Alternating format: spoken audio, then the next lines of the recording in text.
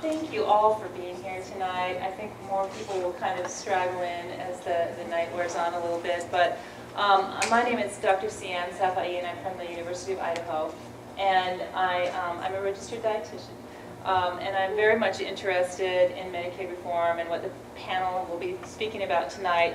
And I'm going to introduce them all to you, and I hope you come with a lot of questions.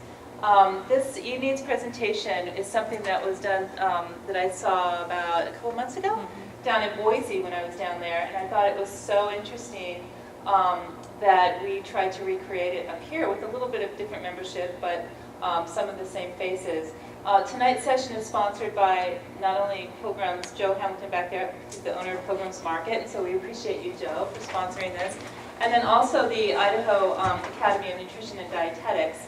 And as most of you know, most of the chronic diseases in the United States right now, the highest ones are nutrition-related and lifestyle-related. And with healthcare reform, we've seen a huge emphasis on prevention, health promotion, and what that's going to look like in terms of the big picture. And tonight we're going to get a little glimpse of what that might look like in terms of Medicaid. So let me go ahead and introduce the panel tonight. Dr. Dan Schmidt, Senator Schmidt, sat on the governor's task force, and he has come all the way up from Moscow. He has been a physician in the Moscow area for over 17 years, is that right? And was a key person down in Boise when they were looking at Medicaid reform and sat on the panel. And he's also, of course, a senator. He'll be giving his insight about rural health today. He's also involved with WWAMI, which is our residency program that's affiliated with the University of Washington Medical School. And then Corey Surber came all the way from Boise. She's with Saint Al's. She'll be doing the bulk of the presentation with PowerPoint tonight to give you an overview of Medicaid Redesign, and she's also been the chair. Were you the chair? I was the facilitator. The facilitator of the governor's task force. And then you all know Jay Nelson, who's our commissioner here in Coeur d'Alene. And she's going to give you a little bit of a perspective from the money point of view of our county dollars and the indigent funds and other things. So she'll be fielding questions. And then, of course, Mike Baker from the Dirne Clinic. He's the CEO of Dirne Clinic, which is our community health clinic in the wonderful county that we have up here. So this is our panel, and Corey will be giving a formal presentation, and if you have questions, please raise your hand, and I'll come around with the microphone to make sure that everybody can hear you and hear your questions, okay? Corey.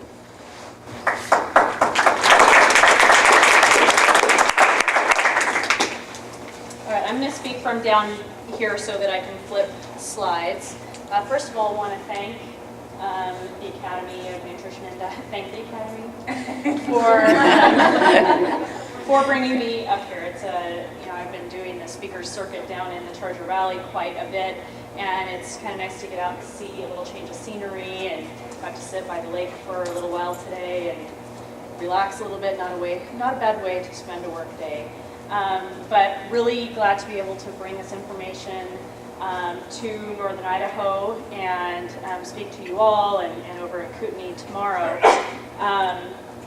So as Sian mentioned, I facilitated the governor's Medicaid expansion work group, and we used that terminology during the work group because that's how the provision is referred to in the Affordable Care Act.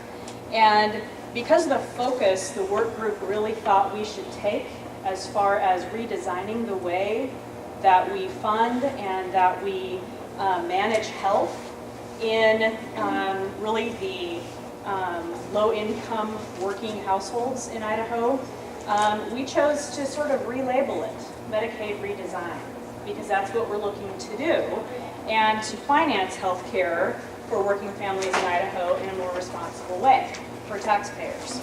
So I'm going to begin with just a little snippet of background about how this issue fits in to health reform. So as you all know, the Affordable Care Act passed in 2010, and one of the big goals in the Affordable Care Act was to try to address the issue of there being close to 50 million uninsured Americans. And there are puzzle pieces that fit together to try to reduce the number of uninsured. And if all of the provisions of the law were implemented as they were sort of intended when it passed, it would reduce the uninsured by about 30 million. It wouldn't get everybody in, but it would get a substantial chunk of them in. Well, after the law passed, there was a lawsuit filed, and you probably all know that as well. Idaho was one of the parties in that lawsuit. Governor Otter really had concerns about infringement on state sovereignty and infringement on individual rights. And so in the lawsuit, there was a question of whether it is constitutional to require citizens to purchase health insurance. And then the other issue was whether it infringes on state sovereignty to require states to expand their Medicaid programs. So basically, what was intended to cover more uninsured Americans was that if you were at the lower income end of the spectrum, that if you were below a certain income level, and in Idaho it falls right about minimum wage, if you were below that, then you would qualify for Medicaid, which is a federal state matching program. Mostly comes from our federal tax dollars, but there is a state share. Beyond that, then there's a health insurance exchange, and you've probably heard about the health insurance exchange. It's coming online in a couple of weeks. And the reason that uninsured individuals and small businesses will start to use the insurance exchange is because from the poverty level to 4 times the poverty level, there will be sliding scale discounts, essentially, tax subsidies to help people pay more affordably for the cost of their health insurance. So the puzzle pieces fit together with Medicaid expansion, making sure that the lower income end of the spectrum is covered, and then the mid get discounts on private coverage, and then above that, everybody's just expected to make sure they have health insurance. Well, the Supreme Court, when they reviewed these issues, they upheld Congress's ability to require that people have health insurance. They upheld that, but on the Medicaid issue, they did kind of side with the states and say it's too coercive for the federal government to require states to expand their Medicaid programs, given that it hits their state budgets too. And so they made it an option. They viewed it as a new program. States could opt into it or not. So that places with the states part of the outcome of the Affordable Care Act and coverage for working families. So there were some states where governors who had been opposed to the Affordable Care Act right out of the gate said, we're not going to do a state-based health insurance exchange, we're not going to build one of those, and we're not going to expand Medicaid. Governor Otter, while he has consistently been opposed to the law, he took a more pragmatic approach. And he recognized this law is here to stay, it's not being overturned, the Supreme Court has upheld it, and now it's up to me as a leader to figure out what's in the best interest of the state of Idaho. So on the health insurance exchange issue and the Medicaid issue, he convened work groups to thoroughly study the issues and make a recommendation. On the health insurance exchange issue, his work group recommended that we do a state exchange and try to retain some control more locally rather than defer to a federal exchange. On the Medicaid issue, he convened a diverse group of 15 individuals, including Senator Schmidt and Mike. We had the Association of Counties, the Hospital Association, the Medical Association, Corrections, really broad swath, and a variety of perspectives. And we reviewed a lot of information from several consulting firms, from experts. And coming out of that work group, the recommendation of that group was unanimous. Kind of unusual with that those broad perspectives, but it was a unanimous recommendation that Idaho should proceed with doing this, but they did want the focus to be on kind of redesigning the system as well. So I wanted to give that as a little bit of introduction before I just dive in. Okay. So let's start with thinking about most of us. And for many of us, healthcare, we appreciate it, we expect it as part of our lives. We have pretty ready access to doctors, specialists, nurse practitioners, hospital services. In most cases, we wish we didn't have to use the system, but we're happy that it's there if we need it. But there are many Idahoans who don't have regular access to care. Without adequate health coverage, their care is fragmented at best and flat out available in many situations. Over the years, Idaho has worked to find ways to address this through public programs, nonprofit groups, and through hospital and healthcare provider resources. But even though that approach is really well-intentioned, it creates a lot of fragmentation. And all of these programs on top of each other become more costly and not a really coordinated way to care for Idahoans. So who are these Idahoans that don't have coverage? So you could refer to this group as the medically indigent. If we're talking about how they're referred to in state statute, there are medical indigent laws. And what we saw, we had Levitt Partners do an analysis for the work group of if Idaho did this expansion to the income level that was stated in the Affordable Care Act, who would be brought in? How many? What's the makeup demographically, and what are their health needs? And by and large, these were working Idahoans. And I'm going to show you a slide in a little bit that kind of graphically represents that 68% of this population has a full-time worker in the household. Another 16% have a part-time worker in the household. So by and large, these are working families, but they work jobs that don't offer coverage. They may be minimum wage jobs, service jobs, and they don't have coverage available, or they can't afford the employee's share to take the coverage. So the Department of Labor actually revealed that in Idaho, in the most recent year, we had 31,000 minimum wage workers, and that was up from 19,000 the year before. So our minimum wage population is growing pretty dramatically. 7.7% of our workforce is minimum wage, and that's the largest share in the country. So we have a substantial portion of minimum wage workers here who kind of fall into this situation. Well, and at the bottom of that slide, it kind of, and I see we have some formatting issues, kind of bringing the slide across, but Department of Labor also provided a scenario of the annual cost of living for a family of 2.6. It's kind of your average size family. And it comes out to about $24,000 just for kind of the essentials, your food, rent, utilities, gas, and that comes out to $24,000 a year. Imagine if you've got one full-time worker in that scenario and you've got another parent at home watching the 0.6 of a child, however that works out. But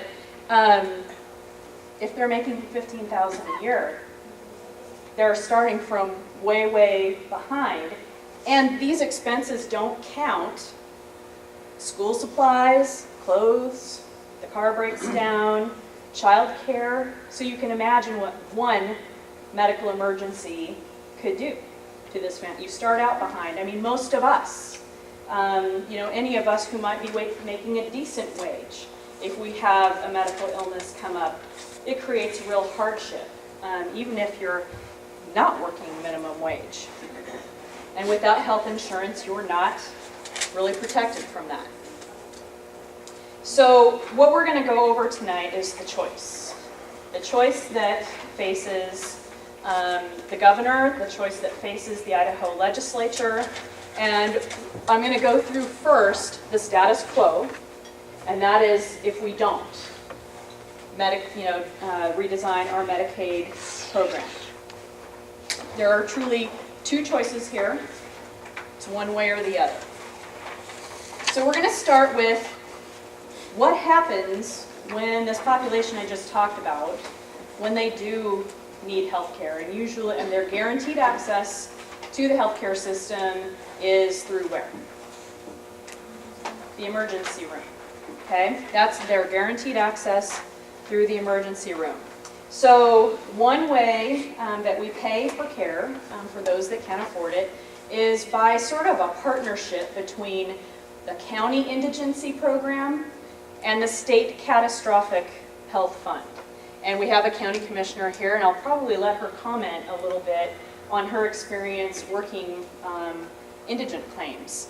But the way the mechanism works is, the individual needs and gets the healthcare services, and they don't, they work with the financial counselors at the hospital. They don't have the means to pay for their care, and they go through the process of seeing if they would perhaps qualify for county assistance. That gets funded through our county property taxes. It's a line on your county property tax assessment.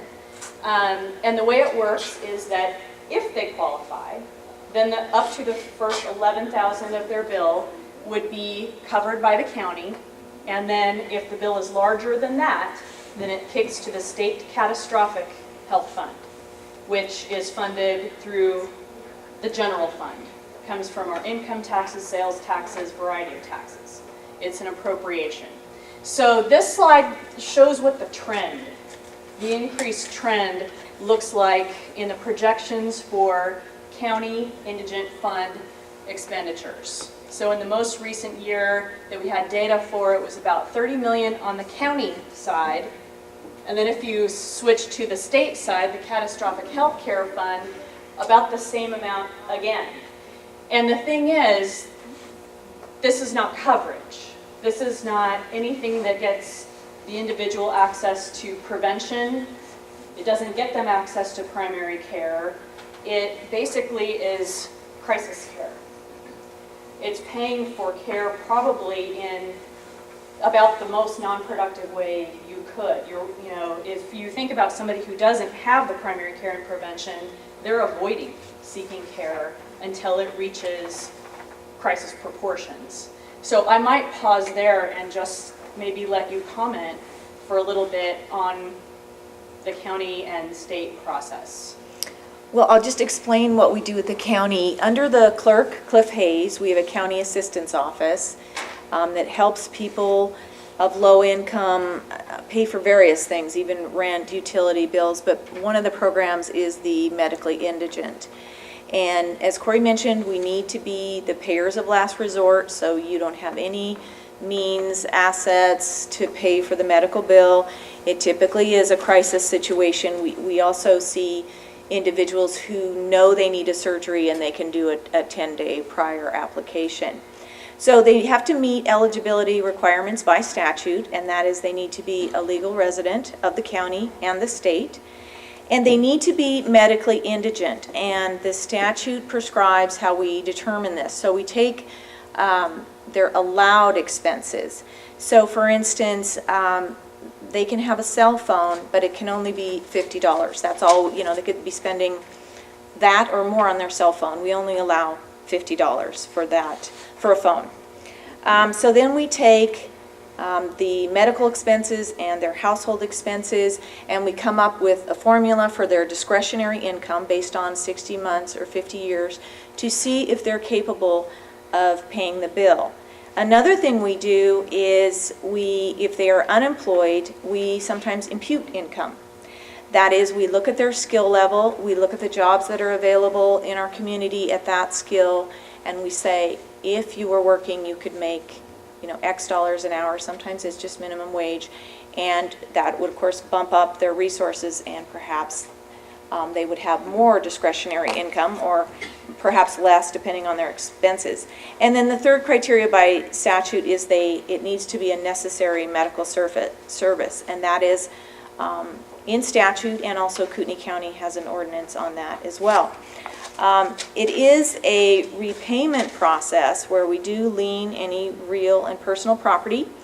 Most of the people attempt to make payments. Our recovery percentage isn't that good. It's around 10 to 15%, but we request a $50 a month repayment. And then, of course, we have a lien on their home. So, as she mentioned, we pay the first $11,000 by statute of the bill, and we pay the Medicaid rate. So, if they go in and have a couple stints, they have some cardiac event, it can be a pretty expensive bill. It could be upwards towards $100,000. Medicaid bumps it back to about $50,000 right off the bat for the hospital and all the providers, ambulance, and then the county, through your property taxes, pays the first $11,000, and the rest goes to the CAP fund. The commissioners, this is run through county assistance under the clerk. If they qualify, they are approved. If they do not qualify or there's missing information, they can appeal it. We get third-party applications from the hospital, from the provider, from Kootenai County EMS, and any one of those entities along with the patient can appeal it to us. So we are the appellant board, and those are the cases I see. Does that kind of explain the process a little bit? Is there anything? Yeah, okay. You know, the information I think that the Association of Counties had given us is about 40% of the indigent claims are approved. And then there's a high percentage that, because of missing information or whatever, there's a pretty good percentage in any case that aren't approved. And so that's where then another piece of this puzzle, and it was alluded to on the first slide with the bubbles, is that hospitals then have their charity care or financial assistance programs, and so, you know, they end up kind of absorbing an amount of that cost. There's bad debt for maybe somebody you might have expected some payment from, but you never get it. So those costs are pretty substantial too. So the counties are a piece of it, the hospital programs are a piece of it, the community health centers are a piece of it, all like we described on that first slide. But the point of this slide, the county fund and the CAT fund, is that the trend is going up and health's not getting better. For these additional dollars that we're going to be spending, if we take the status quo route, it's not going to be resulting in better health for these folks. It's going to be paying for more crisis care. So that's a point that the work group took pretty seriously. So the work group kind of evaluated that taking the status quo option doesn't provide a lot of taxpayer value. For the taxpayer dollars that are spent, if you're spending in the most recent year $60 million between these two programs, providing treatment, really crisis treatment, for about 6,000 Idahoans, and then there's staffing requirements there and whatever processes that the county and state have to keep in place to do that, it just doesn't seem like a lot of value.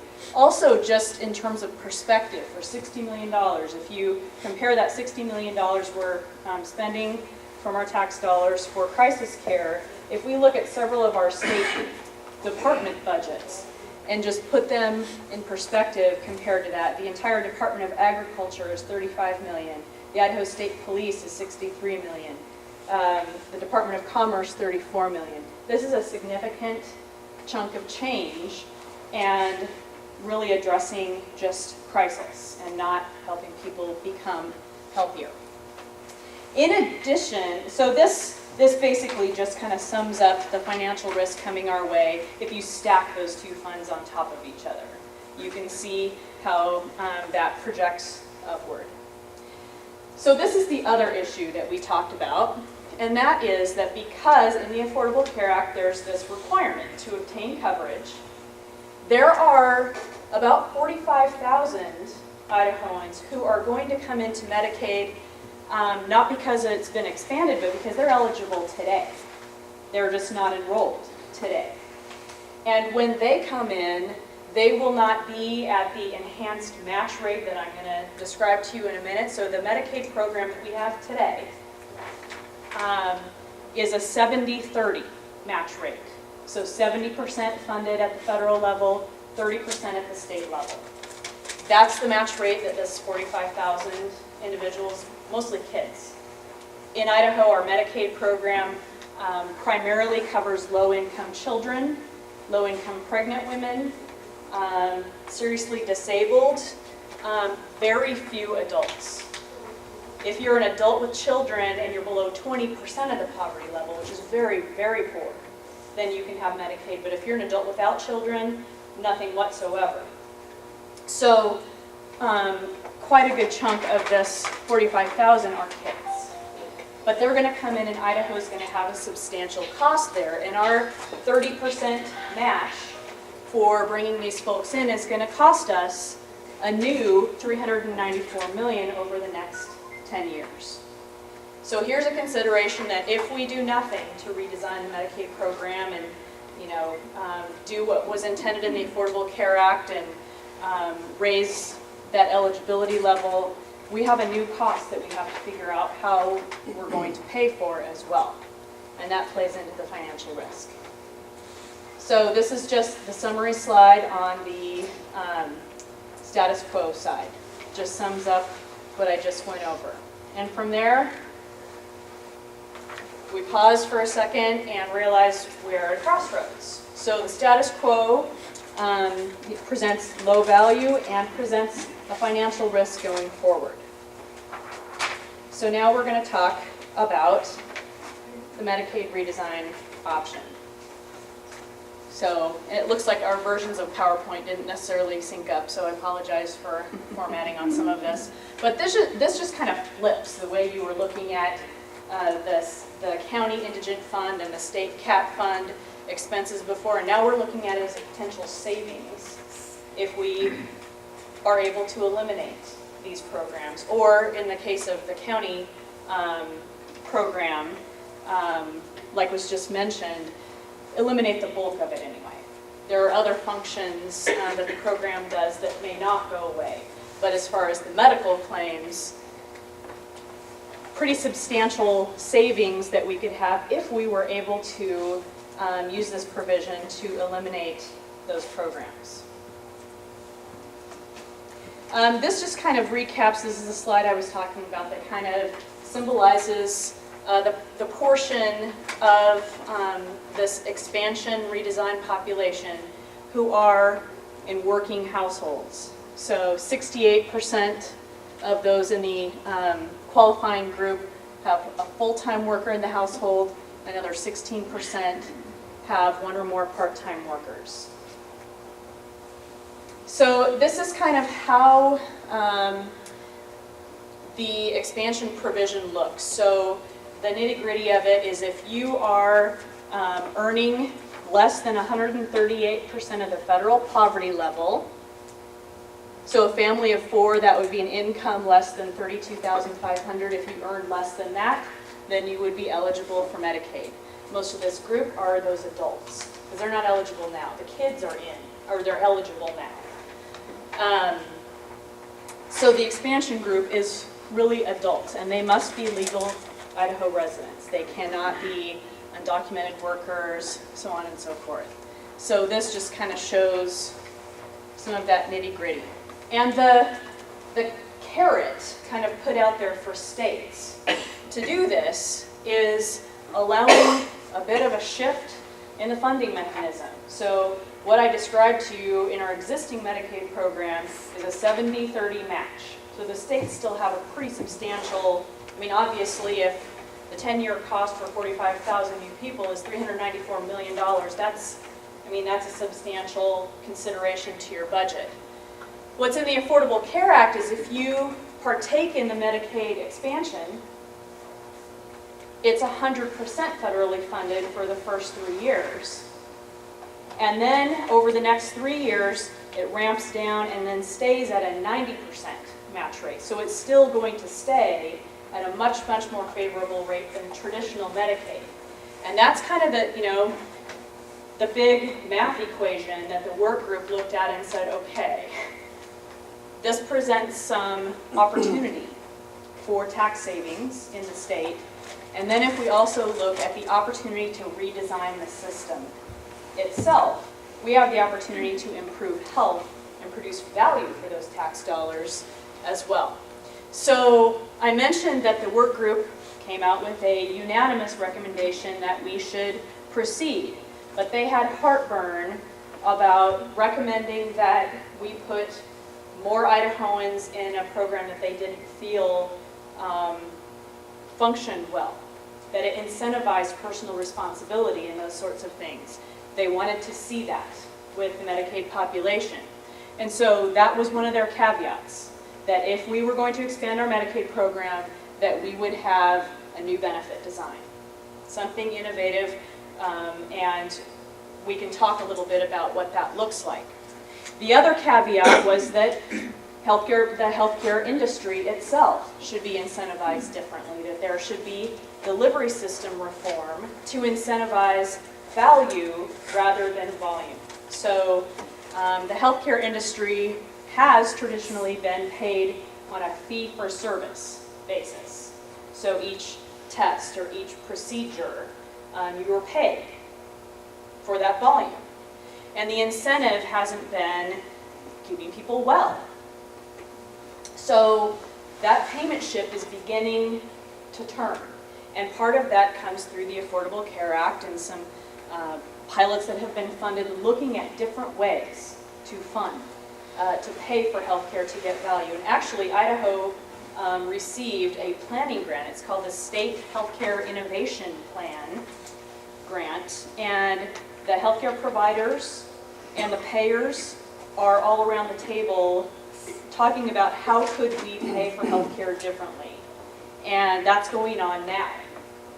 And this fall, they will submit to the feds a plan for how we might do things innovatively in Idaho, and everybody kind of moving forward together. So there is a lot going on right now in Idaho. So this slide just kind of demonstrates some of the redesigns that the work group wanted to see if we were going to move forward. So the opportunity to eliminate waste by eliminating the county and the state indigent programs, the opportunity to cover working Idahoans. I mean, this is huge. And this number on this slide, 149,000, that includes the 45,000 that I talked about in the status quo scenario that are coming in anyway. But then there's another about 104,000 working Idahoans who are would be newly eligible. So altogether, we're talking about extending healthcare to 149,000 Idahoans.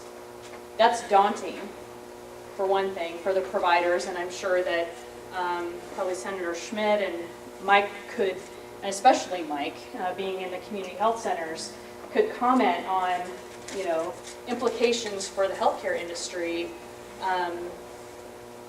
The challenge of providing primary care to these newly insured Idahoans, but better kind of care. Talked about the system redesign. So just a little bit on the benefit design. So as I mentioned, the work group didn't want to just put people in the same old Medicaid. There was a model that we were somewhat interested in out of Indiana. Indiana got a waiver from the feds to create a Medicaid design that included a health savings account as part of the Medicaid coverage. It included healthy behavior incentives. And these are things that resonate well with the makeup of our legislature, with the governor, with the work group, instilling kind of some skin in the game for the individual that is receiving coverage. So we actually have a proposed plan, a benefit design, that does include a health savings account, and it includes co-pays to the extent that the feds will let you charge co-pays. I mean, we're talking about low-income people, but you can charge small co-pays.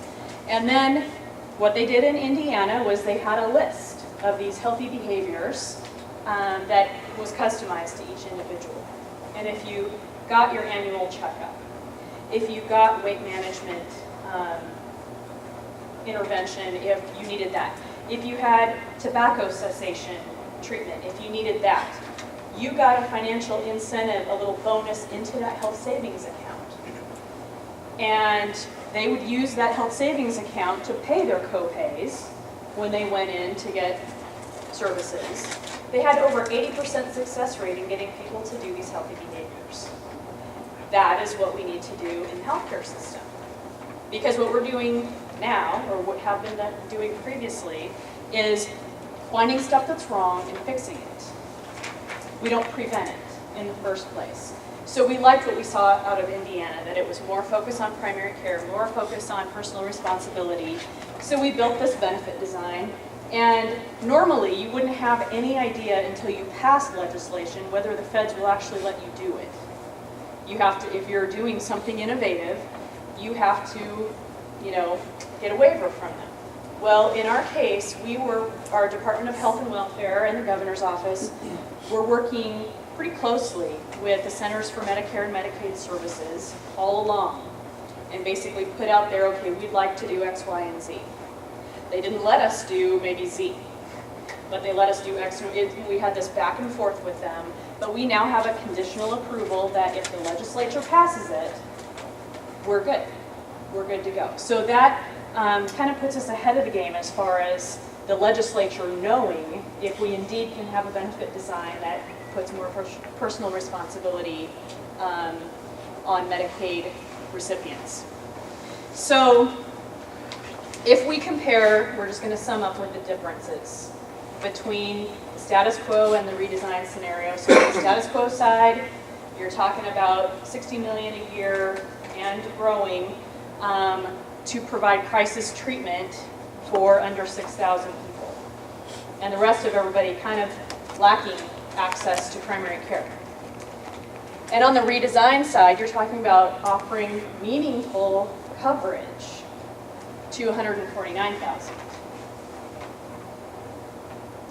From the business perspective, now in addition to the individual coverage mandate in the Affordable Care Act, there's also an employer mandate for large businesses. If you're 50 employees, 50 full-time workers or over, you're required to offer coverage or pay a penalty. If Medicaid is not there as an option for a segment of their employee population, they could be stuck with penalties if they're not covering them. And Jackson Hewitt Tax Service accountants, they totaled up what those penalties could be nationwide. Idaho's share of those potential penalties is between 12 and 18 million, and penalties to businesses could create an unfavorable business climate in Idaho, especially if our surrounding states are doing the Medicaid expansion, which our states to the west definitely are. Washington, Oregon, Nevada, the states that are kind of to our east are opposing, or it's not looking as favorable that they will. But it's a consideration for businesses wanting to locate in our state. Will we be facing these coverage penalties? For the economy, there's the issue of, on the status quo side, how are we going to pay for that additional $394 million? That's not offset by anything. The business climate. On the redesign side, that 16,000 new jobs, that seems like a huge number, but where that comes from is the University of Idaho did an economic impact study. Whenever there's dollars that flow through your state, they can basically put that through a model. It's called the M-Plan model, and it basically turns out with that amount of funding flowing through your state, there's job creation that occurs, there's revenue generation, tax generation that occurs. And for the amount of our federal tax dollars that would be leveraged back to the state, it could create up to 16,000 new jobs. Now, these aren't all healthcare jobs. It's across all sectors, but there's the wages and the taxes that come from that. And even if it's 8,000 jobs, even if it's half of that, that's a positive effect to the state. Then there's the issue of bringing our Idaho taxes back to Idaho. So at present, Idaho taxpayers are being charged at the county level for the county indigent fund. They're being charged at the state level to pay for the CAT fund. And we're being charged at the federal level to pay for Medicaid expansion, regardless of whether we do it or not. So it becomes a question of, do we keep hitting taxpayers at all levels, or do we have the potential to stop paying at the county level, stop paying at the state level, let our federal taxes be leveraged back into the state, bring our tax dollars back home to do good here rather than sending them to California or somewhere else?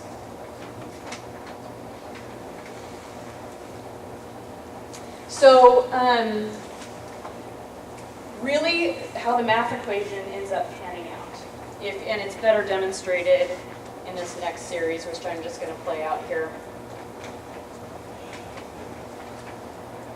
The status quo side, you've got, over the next 10 years, $394 million in new costs in the Medicaid program for those 45,000 that come in. You have your costs for the county and state indigent programs. And we also have health and welfare mental health funding that we will have that could go away because it could be absorbed into Medicaid if it were expanded. You do the redesign scenario, yes, we're going to have some cost with that too, because while it's going to be 100% federal funding for the first 3 years, there will eventually be 10% cost to the state. But then, because federal funding or federal taxes are paying for this coverage, the CAT fund, the county indigent program, the health and welfare mental health program, those become offsets, they become savings. And the net between the two comes out to $85 million. So it's an $85 million savings to the state if we basically draw our federal funds back to the state and we eliminate, or largely eliminate, the state and county indigent programs. Another piece to this that we're trying to quantify, we don't want to put it on this slide until Milliman, who's the actuarial firm that we worked with, until they have validated it, but savings to the corrections system and the court system by getting mental health, those suffering from mental illness, covered under Medicaid. Levitt Partners estimated about 2,000 Idahoans a year coming out of the corrections system. And a significant portion of them, 2/3, 3/4, have mental illness issues. They come out and they may or may not have any temporary supply of the medication that they need. The one organ of their body that they need to make sound decisions in life is the organ that's sick, and that they have difficulty getting treatment for. So Health and Welfare is working with Milliman to estimate the costs that could be prevented from recidivism, from these folks coming out of and back into the system because they're not managed. Their illness is not managed. So that will be an additional savings once we have that validated. So just to cap, just to kind of conclude, and then I'm going to let the panelists have the floor to make any remarks, and then you all can ask questions as well. This is just kind of to cap it off. At the bottom of this slide is a website. There is a coalition. The rightmedicineforidaho.org is the website.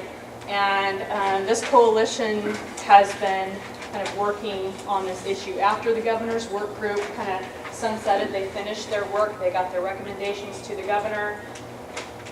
Over 50 organizations came together and said, look, we need to move this forward. Senator Schmidt, I'll let him comment about kind of the legislative atmosphere this year with the health insurance exchange legislation, and then how this came after it and how it was received. So I'll just leave it on this slide, and I think I'll let Senator Schmidt maybe Do you want to talk add some politics? comments. Let's talk politics. So my name's Dan Schmidt. I'm a family physician. I live in Moscow, but I got elected to the state senate 3.5 years ago and have been serving in the state senate. And Corey was talking about the catastrophic fund at the state level. I'm on that board, and I look at those cases every couple months. We spend another $3 million on just tragic cases. 19-year-old bull rider, no health insurance, paralyzed.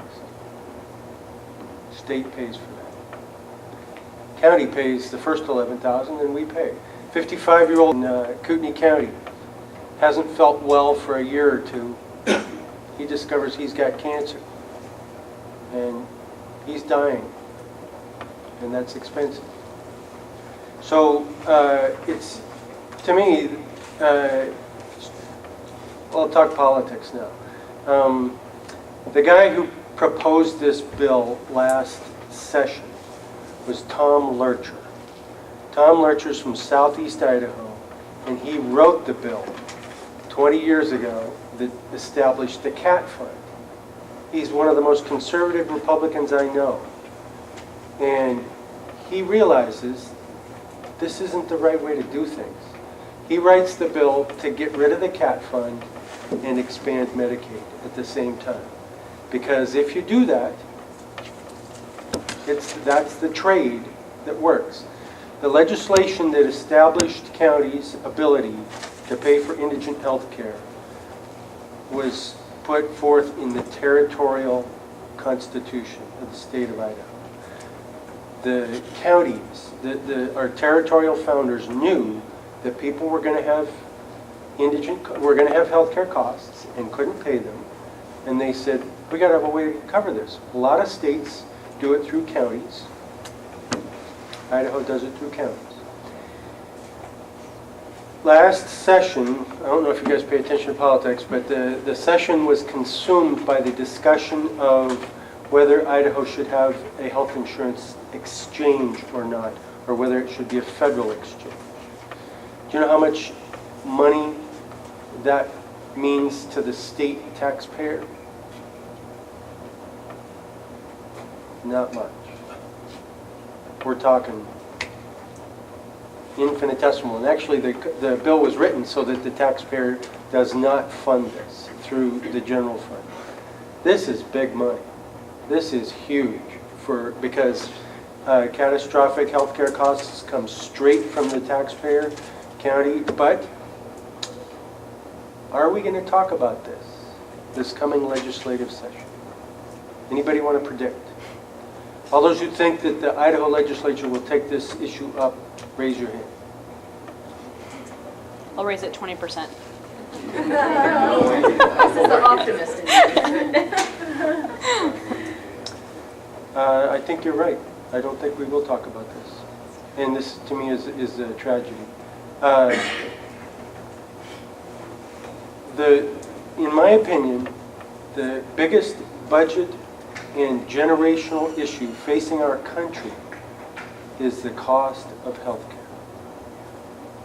Will my generation bankrupt the coming generation with our costs of health care? Will we spend our money on health care that should be going to schools, that should be going to roads? Are we going to face this issue? I don't think there's the courage in the legislature, in the state of Idaho, to start this discussion. Do you remember the discussion around the exchange? Anybody remember? Could you sum it up in 2 words? Hysteria. That's one. Bloodbath. Hysteria, bloodbath. Bloodbath. I would say it was Obamacare bad. anything having to do with Obamacare, you don't want that stink on you. Well, it's a law. We got to face these problems. This is a way to do it. You get everybody in the insurance pool, then you start to control the costs. There's multiple steps involved. It's a complicated process, but this is something we have to do. And it's not going to get done through political posturing. It's going to be gotten done through lots of painful, long meetings, discussions like this, community forums where you guys get to think about, would you rather money being spent on my generation's healthcare or your schools? Think about that. I don't know the right answer. I have my opinion, but I want you to think about that. Because that's, in my opinion, the choice we're facing. Because if you look at the lines, Corey showed lines for CAG Fund, look at the national Medicaid and Medicare costs. They do not allow for, that's our budget deficit right there. And we've got to face that. That's the national issue. We have the state issue. I'd love to be talking about this at the state level. I am talking about this at the state level. Next week, or Wednesday, Corey talked about the state health innovation plan. I'm going down Wednesday, and we're talking about how we're going to change healthcare delivery in the state of Idaho. And it's been a very interesting, not always easy discussion. So, I'm sorry to be so pessimistic. The other issue that you have to understand is, what else happens next year? Every legislator in the state of Idaho runs for election. And for a lot of the legislators in the state of Idaho, that election occurs in May. What happens in May? The primary election. Doesn't happen in November. That's when I'll get elected, is in November. That's when I'll run. I don't know. So the politics will be very interesting. Now, it's hopeful to me to keep having these discussions. I keep trying to do it as best I can, but it's hard to talk about. And so I'm glad you guys are here tonight to share in these issues.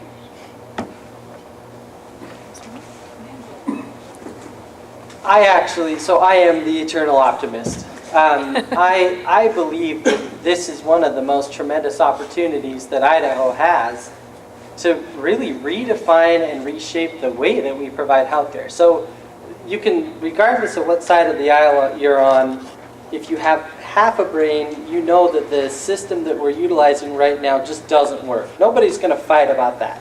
Like we're incentivizing healthcare providers to produce widgets. So that works great at grocery stores and other places. Like you produce widgets and we're going to buy that, and that's great. That provides value. In healthcare, I don't get better if you run 50 tests on me. I don't get better if you have 10 MRIs. I may get better. They may find something, and that's great. But I actually get better when I eat right, when I take preventive measures for my health. I go walking with my kids. All these things that it doesn't cost me anything to take a walk with my kids. But there's great data out there that shows that for somebody that's having a problem with weight, their provider writing a prescription that says take a walk with your kids 3 times a week. People do it, and they get it done. Now, that's the kind of healthcare that we can look forward to, as we move away from incentivizing widget-based healthcare to value-based healthcare. As an organization, bring it on. I love that challenge. You tell me that I can't make you healthy, I know that we can. If we can provide you the right tools, I know that we can do that, and I know that we can save thousands of dollars. Providing the right incentives in the marketplace makes sense. And sitting on the panel and listening to this presentation, sorry, I am disappointed in the leadership of our elected officials this year. They took an issue that was a federal issue, blew it up, and moved away from the state-based concerns, ignored basic math, basic business principles at a state level, and blew an opportunity to do something different. Now there's this group of these heroes like Dr. Schmidt, and everybody, there are a few other people in there that got it, and they just got a beating because they got it.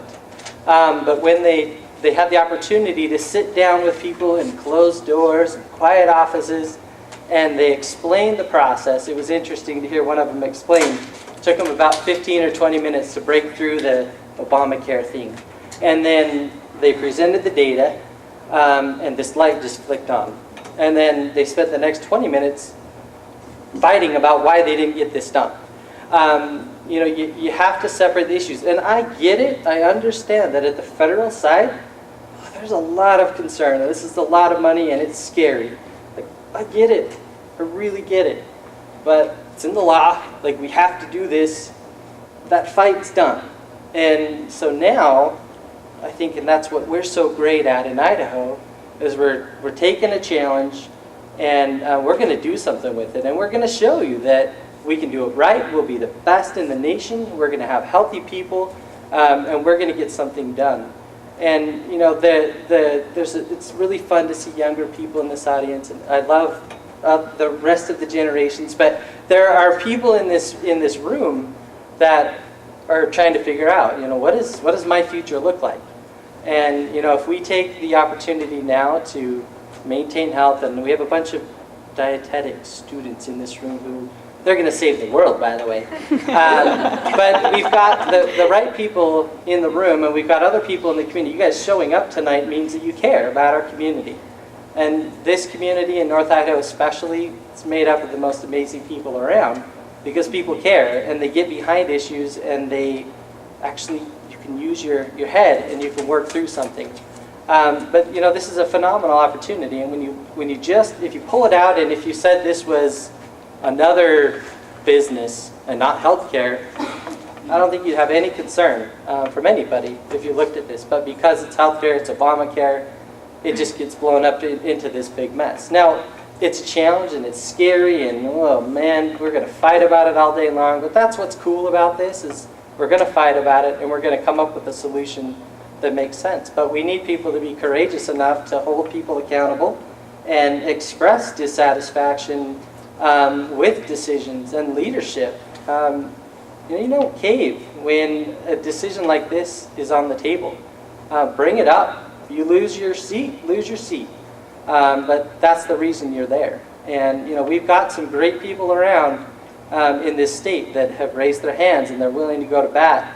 But we need people around the community to step up and support them, or we're going to continue to have this fight, and every year send millions of dollars out of our state that we sure could use here. Well, and then to add why does it matter if the legislature waits until 2015 to do this, rather than, let's say they wait until after the election is over, and then they can be courageous, and then they do something in 2015. Why does that matter? Well, it matters because the 100% federal match begins January 1st of 2014. So even by not taking any action in the 2013 session and allowing health and welfare to be ready to start enrolling people January 1st, they've now deferred any decision until the 2014 session. Even losing 6 months, the first 6 months of 2014, we lose 40 million of the savings. 40 million of that 85 net savings over the 10 years. We lose just by waiting this long. So you're going to lose more, quite a bit, by waiting till the 2015 session. Is it all lost if, they act in 2015 and they do this? No, it's not all lost, because you have a lot of working Idahoans still getting coverage. But just think of the tax, break that down to your kitchen table checkbook and the tax check you'll be making out for the fact that they waited another year. That's what bothers me. They're going to make me pay money that I wouldn't have to pay otherwise for something that doesn't produce value, doesn't help make anybody healthier. And I see people, actual people who I know are going to fall into this gap. A 19-year-old with type 1 diabetes, through no fault of their own, they age out of Medicaid at 19, and then within months they can't afford the medications that they need, and they end up in the hospital with a $25,000 bill. There's a certain amount of skepticism about whether access to health care does make people healthy. And it's been kind of offered as an assumption, but to me, we need to question our assumptions. So the state of Oregon actually did this experiment. They expanded eligibility for Medicaid and compared, so they had a lottery. People could apply to a lottery, and either they got in and were covered with Medicaid, or, and so, but they had the two populations and they could compare them. And it's estimated that for the state of Idaho, and indeed, having access to preventive health care, having access to health care enrolled in Medicaid saved lives in Oregon. It's estimated for the Idaho population each year we would save 120 lives in the state of Idaho for Medicaid enrollment. Dr. Schmidt, can I just add to that? I think one of the other things that I've noticed or I've read in my research is that when you look at healthcare costs in the hospital, and we're very lucky to have our CFO here from Kootenai, but it tends to be the same people entering the ER over and over and over again. They're repeat users, a small group of repeat users that really, really build up those costs, and they're the ones that we're talking about. They don't have any other means for care, but if you can somehow care for those, costs really take a nosedive, and that's the thing that I think that this prevents. That was studied. So what you're talking about is the model of care delivery. And North Carolina did a very interesting experiment, and about starting 10 years ago, they identified this issue and said, we're going to deliver care differently. And focused on what was called the high-risk population, and started providing care differently to that population. North Carolina has seen the lowest rate of Medicaid expense increase. Sorry for that, but in other words, their growth curve of Medicaid costs is the lowest in the nation. And that is attributed to the way they've chosen to deliver care in a different fashion. And this is one of the things that we're studying for the Idaho Innovation Health Plan. Do we have questions from the audience? Do you need a microphone? No, I can just talk out. So, to talk politics again. So Tom Lurcher, who you talked about, Southeast Idaho conservative, is he well respected within the legislature? And is he shouting at the top of his lungs about it, or how can we help him do that? Talking politics. So I live in District 5. If I get a call from a constituent or an email, I like personal emails. I can email back.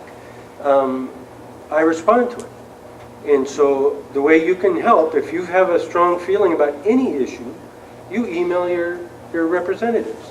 Does everybody in here know who their elected state officials are? Raise your hand if you do. It's not everybody. So you got some homework there, folks.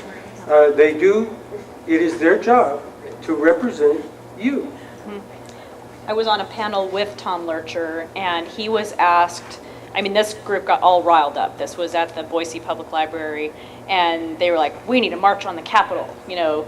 What would happen if we got thousands of people and we marched on the Capitol? And he just said, honestly, folks, I got to tell you, I can't think of a single legislative decision that has changed because there was a rally outside the building. It's personal contacts with the constituents that I report to, that I pay attention to. And so you contact directly your elected official, not a smattering of everybody, your elected officials. That's what they really listen to. They count the volume, some of them count the volume of contacts they get. I know on the exchange issue, that's one of the things, is there was a high volume of opposing traffic coming in. And so they were getting, kind of the feeling that there's just overwhelming sentiment against this, but maybe not backed up in the real facts about the two options that the legislature had. Maybe thinking there was a third option, that it would all go away if we just ignore the issue. But it's the direct communication with your elected official. I can share, though, it's really frustrating working with the legislature because I was involved with the educational laws, direct communication with our legislators within our own district and not listening, and yet so I communicated with legislators from other districts and I got a better response from some of the other legislators. Well, they passed those bills, and so we worked very hard to recall, or not recall, but Repeal, yeah. Get rid of them. I can't think of the appropriate word. And they still voted it in. So I think there's a feeling of frustration as voters when this type of thing happens, and it really kills your enthusiasm to communicate with your legislators when they don't listen to you. So it doesn't inspire you to run for office? Well, and I have to say, I mean, we live in just an amazing country, and we've got people that are engaged. But what I've found over the last few years is we've got, and I'm just making these numbers up, so don't hold me to them, but 10% of the population on one side and 10% on the other side that are really loud. And then there's the other 80% of us that are working and busy, taking kids to soccer games, and we're not engaging. But a lot of the decisions are being made on the outside. And both of these sides have just amazing valid points. But the coolest thing about our country is that you take those two sides and you find compromise and you work together. And I know that's a dirty word and it doesn't work, but it does work. And we've got people that do that. At our health center, we see this every single day. We see these people that are hitting the county indigent funds. Our clinic's full, so our dental clinic, we take care of thousands of people every year, but times that by 3, the number of people that can't get an appointment because we're full. I'd love to hire more dentists, but 80% of our patients are uninsured. I barely keep the doors open, providing those services that are available. A shift in something like this to a Medicaid payment allows us to open the doors. And there's the challenge that they talked about, like what would we do if we had to provide care for 115,000 Idahoans? Like, that's something I can deal with. Like, we'd love to have that challenge because we know we can deliver on that. But fighting this uphill battle where expenses are going up, more and more people are losing health insurance. At our organization, we're not going to shut down. So we're going to do everything we can to see more and more people and provide preventive access and consistent care. But it's expensive and it's hard. And so then we go do a fundraiser, and then you pay taxes, but you also came to our fundraiser and help cover the cost of care for the uninsured. I mean, the way that the indigent funds are set up, I mean, these guys are great people, but I mean, it's not a great system, and they didn't design it. They're just dealing with what's there. But I mean, it's taking the healthcare and putting it in the most expensive setting with the sickest people and saying, hey, that's great. We took care of 6,000 people for $30 million. Like, wow, we can do a whole lot better than that. I guess I'm sharing that I'm frustrated with what happened in the legislature this last year, and the healthcare issue wasn't even, it wasn't considered when it should have been. And so there is a lot of frustration. Right. But perhaps what we need is there is a group that could provide some talking points for us when we do communicate with our legislators on, because I know There's they a want short. This They is want it. it short. There's a one-pager over there that provides you some of that, and that is from the coalition that I mentioned. My other suggestion would be go on this website and you can actually sign up, and there are resources being updated on that site. You can access the governor's work group materials, the actual studies. If you like getting into the weeds and seeing the actual data that they reviewed, you can look at that. We're providing media from other states, because there are other very conservative states that are opting to do this because they're being pragmatists as well. You know, that we were opposed to Obamacare, and yet it's here. So now what do we do? And in the state of Ohio, their conservative governor actually used mental health as the reason to do this, because he said we need to do something to protect public safety. We need mental health resources in our state. This allows us to redesign our system and invest the way we should in mental health and get people into coverage.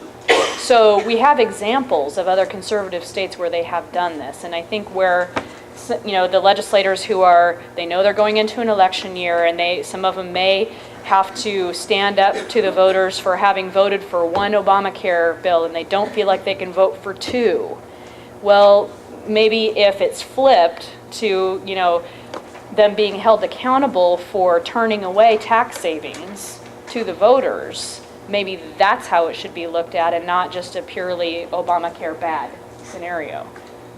Well, I feel very fortunate. I had an opportunity to hear a presentation by one of the board, the members that was on the Governor's Council, and very, very informative. And you did an excellent job tonight of presenting material, but I still have that frustration. Keep at it. I will Keep go at it. in and look at talking points and pursue it from that position. You got somebody back here. I think Corey, is that? Yes. Just want to make sure I have your name right. I'm trying to figure this out, and so I have a couple questions.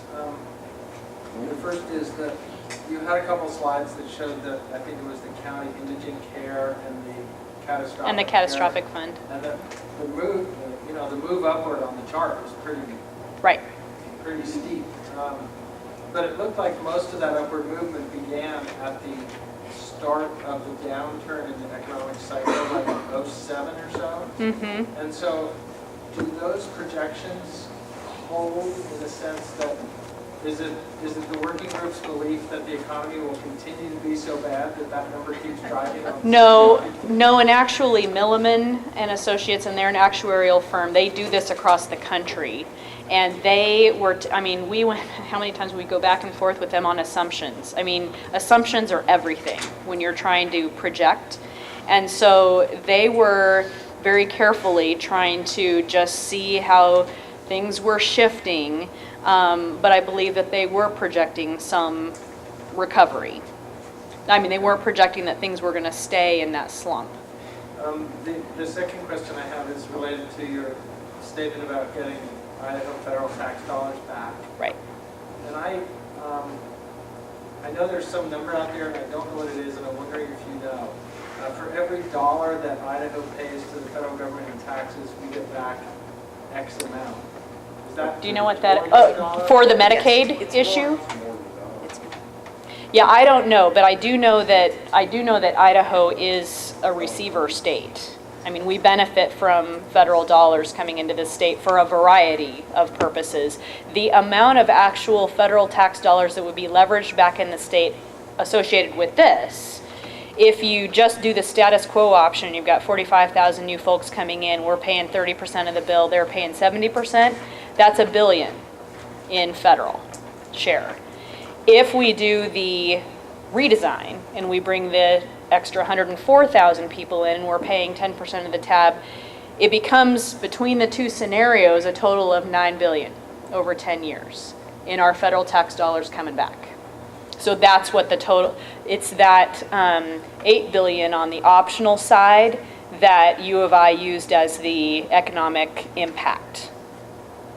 Okay, so you're saying you keep saying tax dollars coming back, but so Right. we're going to pay the $9 billion out of Idaho to the federal government? No. That this will be bringing back, or?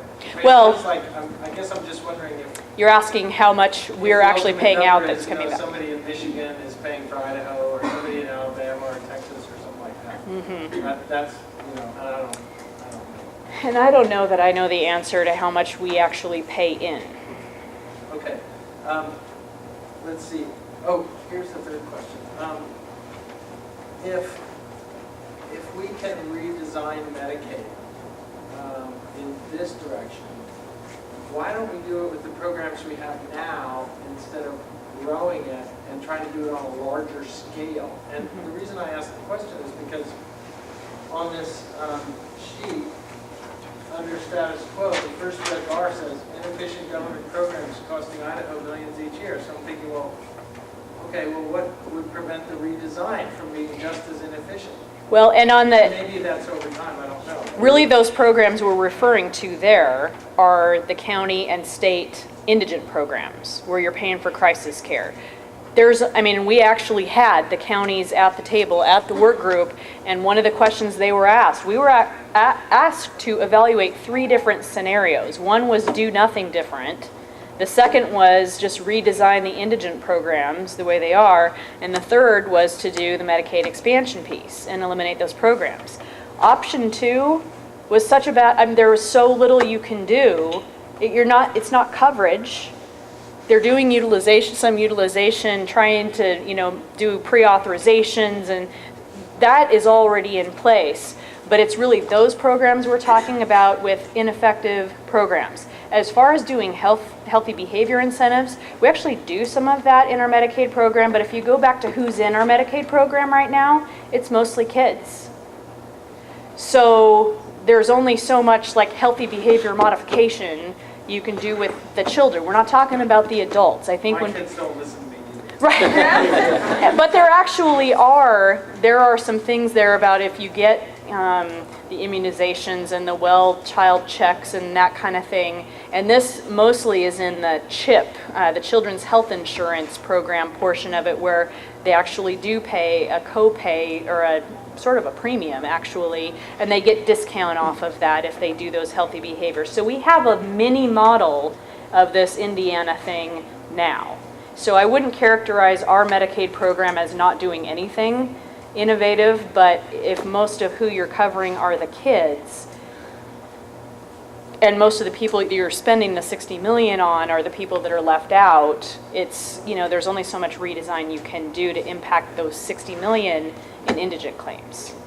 When you still have support for a payment reform as well, around this. A lot of people are excited about, taking the value-based model within the current Medicaid system. That's another step, another layer into this project.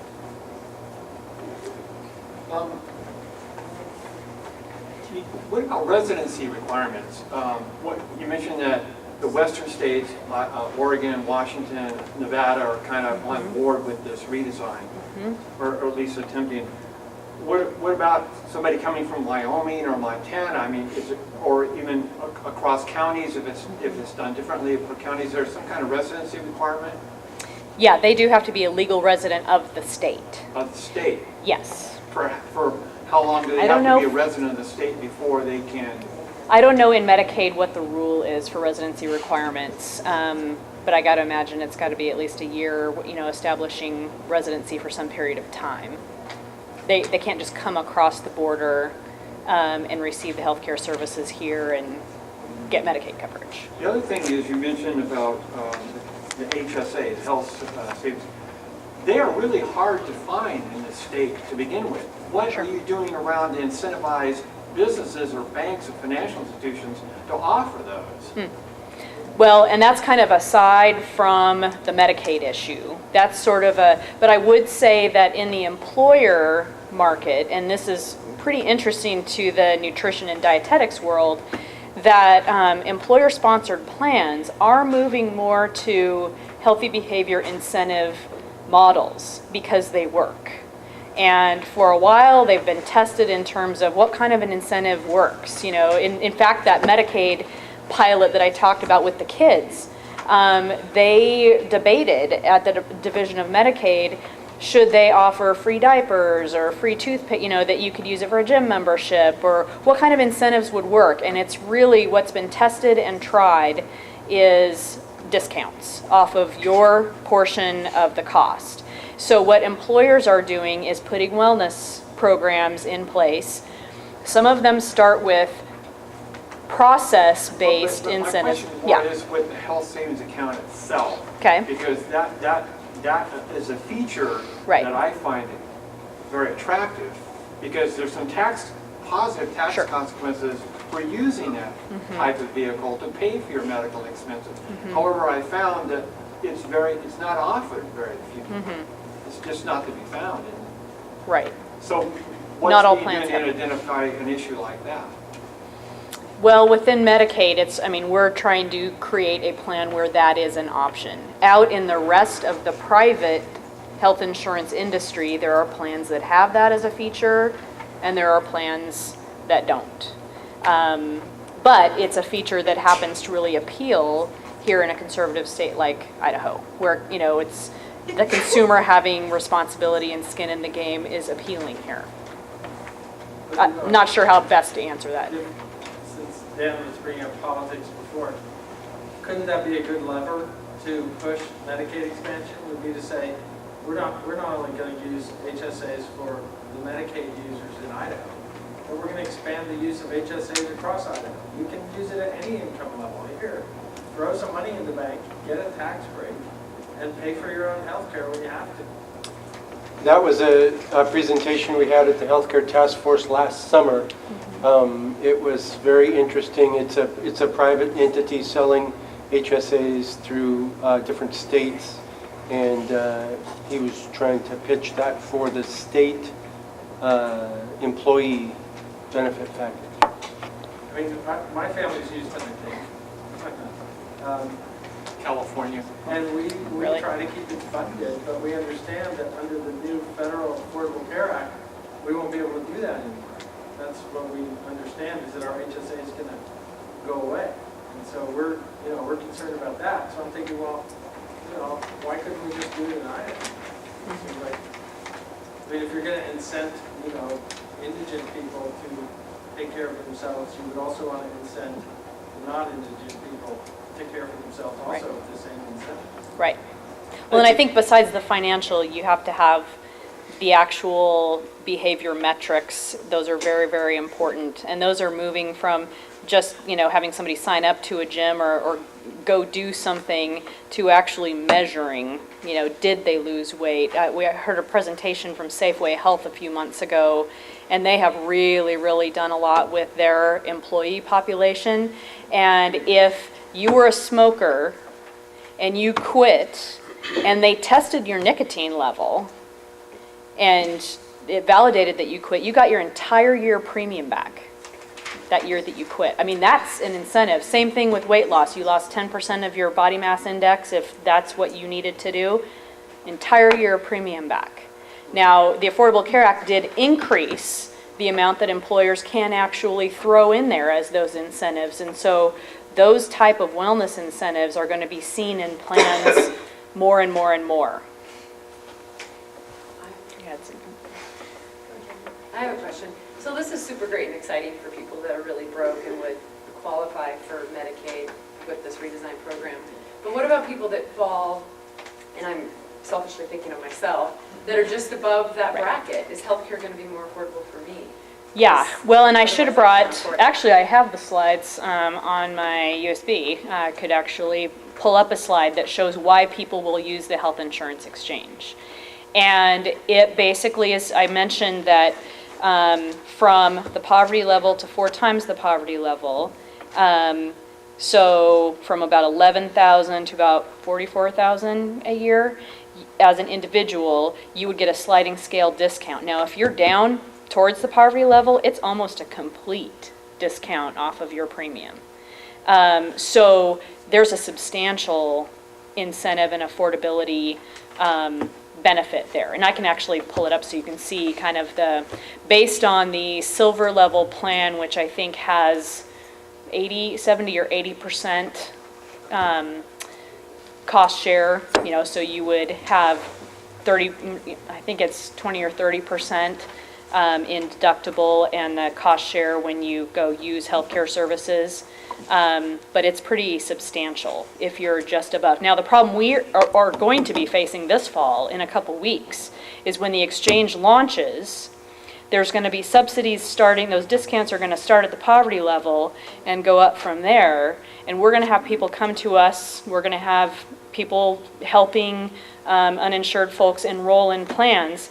And they're going to go through the system and we're going to say, oops, you don't make enough to get help, because they're in this Medicaid gap. And so we're sort of wrestling with, what do we tell them? Do we tell them you need to talk to your legislator?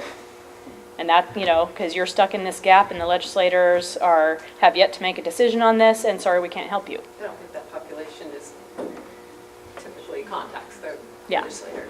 Exactly. So, we're wrestling with, are they just going to be angry at us?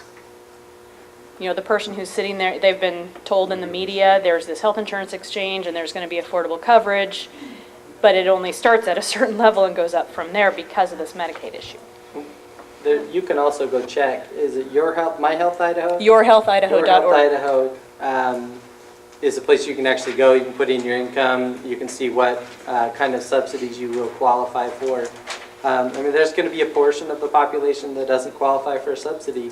But if things work, healthcare costs shouldn't skyrocket, and they may be stable. There's a lot of ifs in all that, but there's some good subsidies out there for a lot of people. And where is this money coming from again? Run it by me, I think I missed it, but federal tax dollars? Federal tax, the subsidies, yeah. So are federal taxes going to be increasing then? Yeah, see, our taxes have increased on the federal, so we're paying for it. So And on nothing the- will change going further? They've already increased and we're already feeling... When I don't know how they go over time, but it's at the federal level that we're funding that. And, we haven't really mentioned in this discussion the cost shift issue, that people who have private coverage today pay about 25% of their premium is helping cover costs that are shifted because of the uncompensated care that's received, and the hospitals can eat so much, and then part of that cost gets shifted to the rest of the system.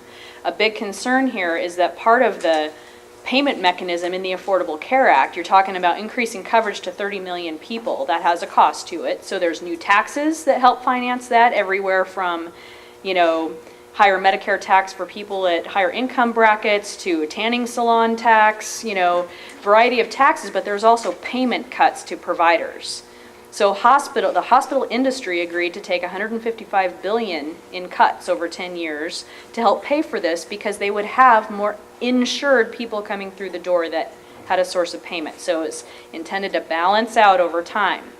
So what's happening now is the states don't have to expand their Medicaid programs, so the hospitals don't know, are we going to have more covered people coming through the door? Because our payment's going to be cut no matter what. So that's kind of the struggle in the hospital industry. Idaho's share is $500 million in hospital payment cuts that are coming over 10 years. And if we don't do this Medicaid thing, then that's the double hit to the hospitals, which then becomes a double hit to everyone else. So that's another, it's kind of complex to explain, but it's an important piece of this. All of these are like puzzle pieces that go together, and this Medicaid thing doesn't happen, then it hits the hospitals, then it hits the insured people, and it cascades. Can you talk about some of the privacy protections that are built into either the state exchange or the Medicaid redesign? And the reason I ask it is because I've heard about these navigators that are coming in to kind of help people through the system. That, some people say they're not getting training, they're not held liable, we don't know who these people are, we have to give them our birthday, and they'll have access to all this personal information. How is the state of Idaho protecting our privacy with these new programs? Well, in the state of Idaho, there are a lot of protections for that, and there is formal training. What they are going forward with is kind of a tiered strategy for that navigation help, and the top tier are insurance brokers. This is what they do today. I mean, they help, not maybe with an exchange to use as a tool, but you go to them and they help you kind of navigate through comparing things and shopping. So the broker community has training, and then the level before or below that is called in-person assisters. And they're basically kind of relying on everywhere from the hospitals to the community health centers. The community health centers receive some federal funding, and some of them have grant dollars to help support staff time to help people do this. I mean, there's going to be a lot of people looking for coverage, and this is a complex system, and they're going to need help. But there is formal training in place, and a lot of them are healthcare workers already, and they're used to HIPAA requirements. And so the individual shopper may be sitting and, having them help go through something, but they're bound by HIPAA. So there are those protections in place. Mike? So we have 3 full-time people now that are set up to do this. They've actually hit all of the trainings that are available to them. There's a lot of complexity, and people are still trying to figure out the system, but confident in the team. They understand, the protection and the things that need to take place to have that happen. And I'd be happy to connect with you after, and you're welcome to talk with them and ask them questions. But it's exciting to have them here. Part of the reason I ask is because in both the county and the city of Coeur d'Alene in the last 5 or so years, we've had major embezzlement problems with people in their, with their financial responsibilities. And so I'm thinking, well, what's the liability going to be for people that are taking all this personal information from us? I mean, I'm fairly sure that, I won't be able to personally sue somebody and win a lawsuit against them for divulging my personal information unless you're telling me that is true in my case. This is all protected health information. You Yeah. get HIPAA laws that protect it. I mean, there's a lot of actually recourse that you have. Probably more than in a civil setting, I would imagine. And actually, you could probably go on, on the health exchange issue, as Senator Schmidt alluded to. They just dealt with that this session, and they were really Idaho was one of the last states to deal with this.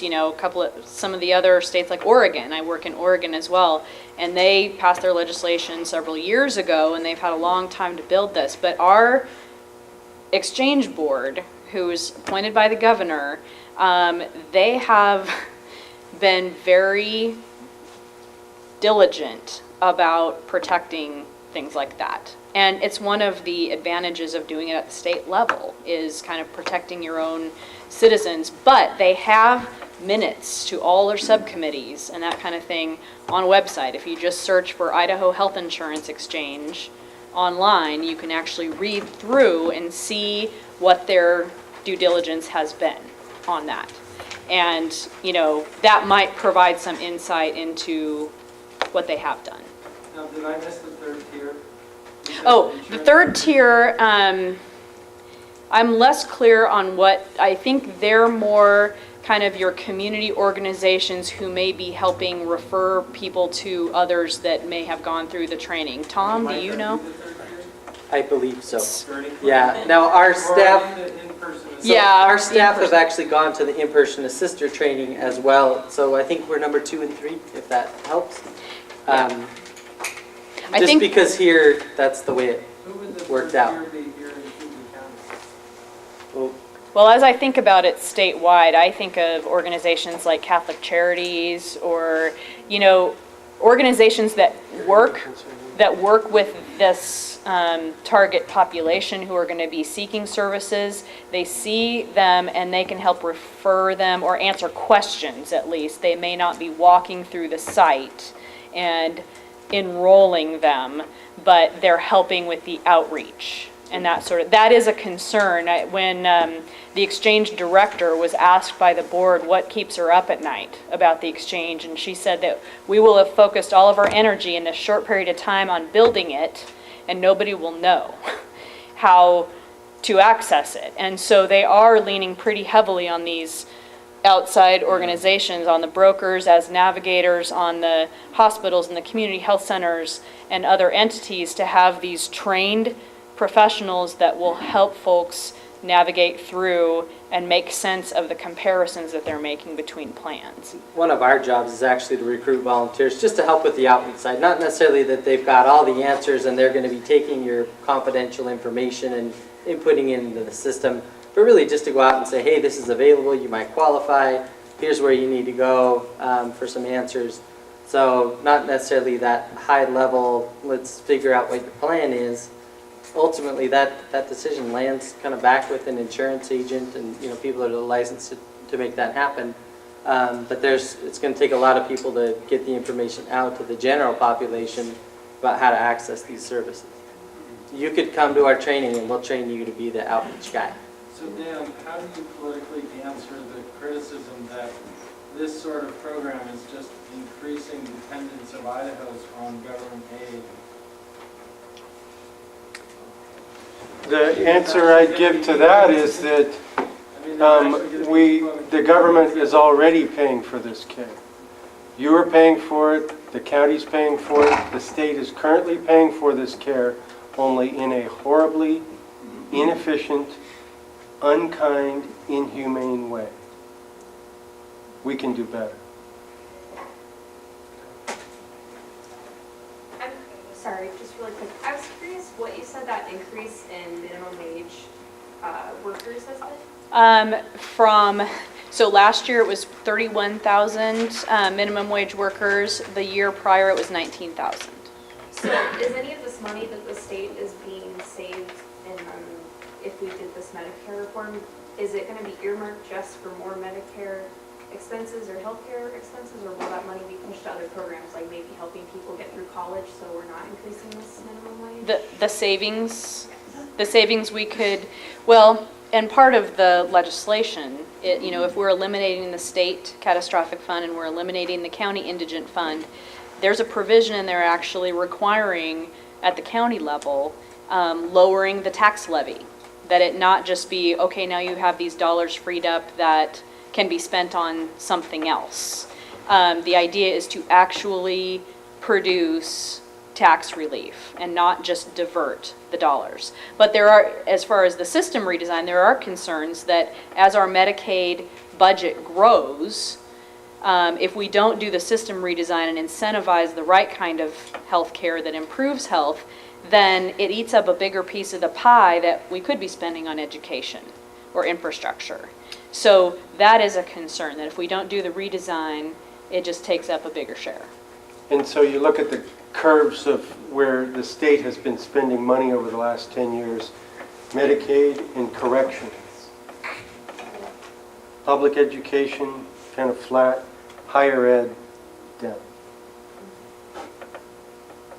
And that needs to change. This is a way to help that change. So do you want to give a last question since we've already kept it like 10 minutes over? Okay, sure. Yeah, I think my question is for Senator Schmidt. Maybe I just need a politics 101 here, but maybe this is a good recap. So what are the remaining political things that need to happen now for the Medicaid redesign? Where are we right now? What's the likelihood of this happening? What are the obstacles in the way? Well, the obstacles in the way would be to have a bill introduced to the legislature, to have it get through committee on the House, on the side that it's introduced on, pass that body, go to the other body, committee, floor, go to the governor, be signed. Pretty simple steps. It's not simple. It's complicated, and it's designed to be complicated so that passing a law ain't easy. But the state of Idaho manages to pass around 400 laws a year, and this could be one of them. It would, I know 3 senators who voted yes on the state exchange. So you all know the makeup of the Idaho Senate. 28 Republicans, 7 Democrats. So I know 3 Republicans who voted yes on the exchange, went back to their central committees during session and were censured by their Republican Central Committees for voting in favor of the state insurance exchange. So those guys don't feel too comfortable when their primary is coming up this coming May. Because there's strong feelings. Obamacare bad. And to me, the way you get over that is just by talking about it. Keep talking about it. What are your values? What's important to you? Do you want to keep an inefficient, unfair system going? Is that really what you want to do? I want to lower healthcare costs and pay for education and pay for roads.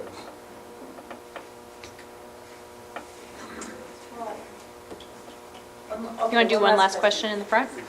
Yeah, I don't know how to broach this subject, but, you know, we got pilgrims here. I know pilgrims, they occupy a virtual city block, and it's an alternative health food store. They probably aren't going to benefit at all.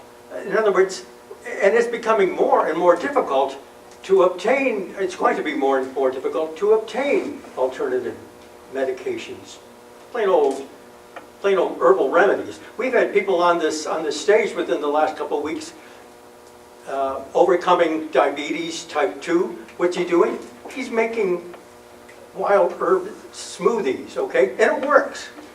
There's a lot of things that work. What's going to break the bond that exists between the medical profession and big pharma? That's a whole new topic. But that's what it's all about. Well, and I have to tell you, the state attorney general in the state of Idaho is not afraid to go after big pharma. And He has. We've collected hundreds of millions of bucks over the last 10 years in suits on pharmaceutical companies charging excess amounts to the state Medicaid program. So, but breaking the association, yeah, I know what you're talking about. Yeah, that's a tough one. That's big money, huge money. Thank you all for being Yeah. here.